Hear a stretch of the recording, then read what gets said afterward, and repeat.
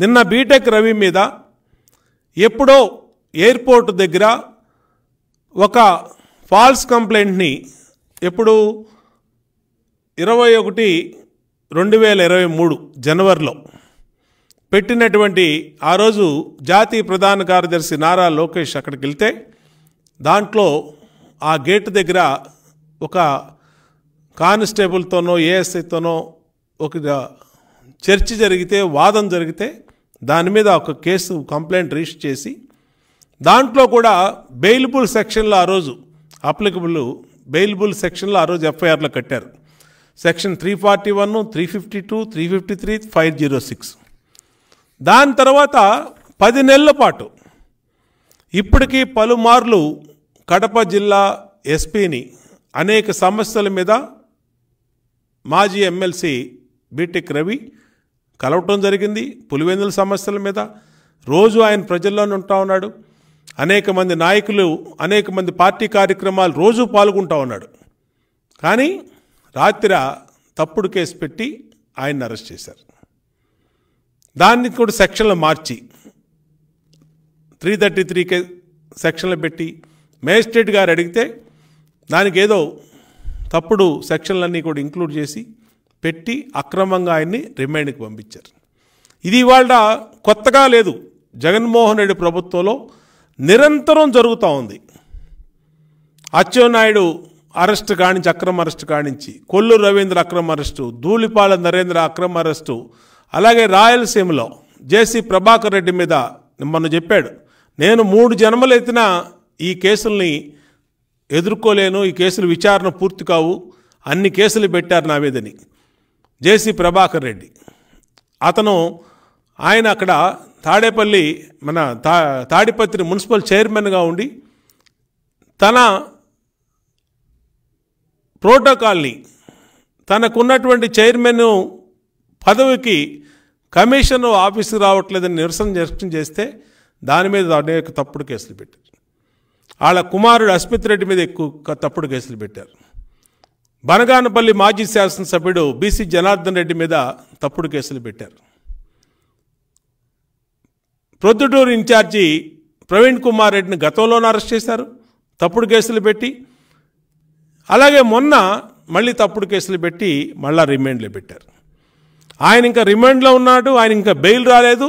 మళ్ళీ నిన్నటికి నిన్న ఇతన్ని బీటెక్ రవిని తీసుకెళ్ళి అరెస్ట్ చేశారు.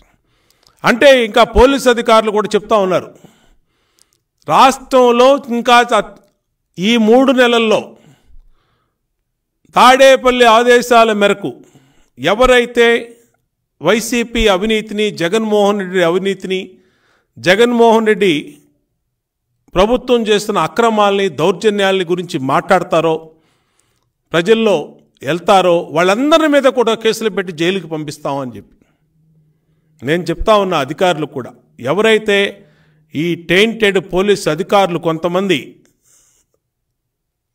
చట్టాలని ఉల్లంఘించి తాడేపల్లి ఆదేశాలని పాటిస్తూ ఒక రూల్ ఆఫ్ లాని పాటించకుండా ఎక్కడా కూడా చట్ట పరిమితి దాటి ప్రవర్తిస్తూ ఉన్నారో మీరందరూ కూడా రేపు ఇరుక్కుంటారు.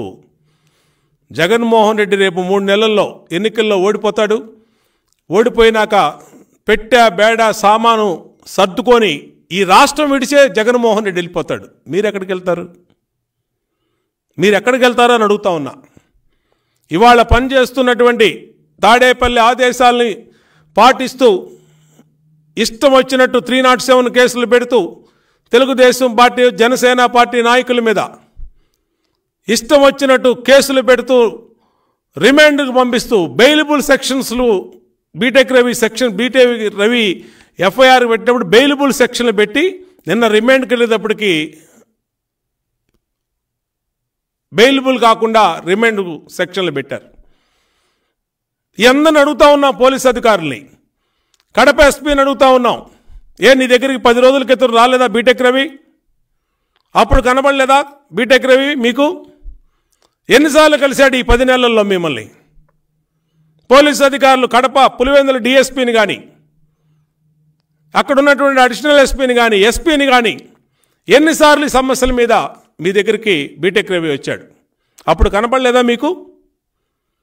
రాత్రికి రాత్రి చేసి ఏదో ఒక నక్సలైట్నో బందిపోటునో పట్టుకున్నట్టుగా ఆయన కారులో కడపెళ్తా ఉంటే ఆయన వెంటాడి ఏం జరుగుతుందో తెలీదు, ఎందుకు అరెస్ట్ చేస్తారో తెలీదు. 10 నెలల కింద కేసు ఏంటి, ఇప్పుడు అరెస్ట్ చేయటం ఏంటి? కాబట్టి ఎవరైతే చట్టాన్ని అతిక్రమించి తాడేపల్లి ఆదేశాలు, తాడేపల్లి రాజకీయ కక్ష సాధింపులకి మీరు పావులుగా మారి వాళ్ళ కక్షకి మీరు పనిచేస్తూ ఉన్నారో మిమ్మల్ని ఎవరిని కూడా విడిచిపెట్టం. దయచేసి